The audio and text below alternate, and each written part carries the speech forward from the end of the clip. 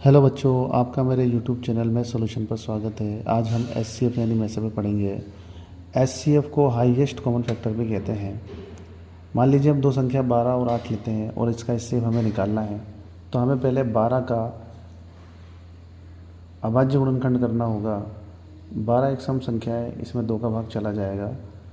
2 छः की 12, 2 का भाग 6 में भी चला जाएगा, 2 तिया 6। 3 एक विषम संख्या है, इसमें 2 का भाग नहीं जाता है, इसलिए हम इसमें 3 का भाग देंगे। 3 एकम 3।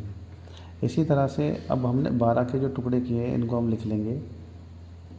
2 इसमें 2 बार आ रहा है, यानी 2 की घात 2 के रूप में इसको लिखेंगे हम, इनटू, और 3 जो है एक ही बार आ रहा है तो 3 की घात 1 के रूप में इसको हम लिख लेंगे।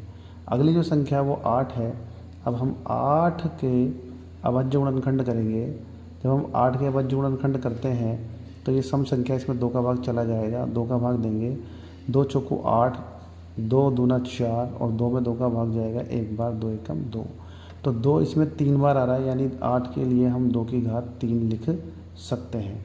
अब हम इसका एचसीएफ निकालेंगे। तो एचसीएफ यानी हाईएस्ट कॉमन फैक्टर, तो कॉमन वाली संख्या देखेंगे हम। तो कॉमन इसमें 2 ही आ रहा है दोनों में। 12 के अभाज्य गुणनखंडों में भी 2 आ रहा है और 8 के अभाज्य गुणनखंड में भी 2 आ रहा है, इसलिए इसका हाईएस्ट कॉमन फैक्टर 2 हो जाएगा। अब चूंकि एचसीएफ निकाल रहे हैं तो हम इसमें छोटी घात लेंगे। तो 2 और 3 में से छोटी घात 2 है, तो 2 की घात 2 ले लेंगे हम। 2 की घात 2 का मतलब हो जाएगा 2 गुणा 2, यानी 2 दूना 4। अतः 12 और 8 का एचसीएफ 4 हो जाएगा। Thanks for watching. Subscribe please.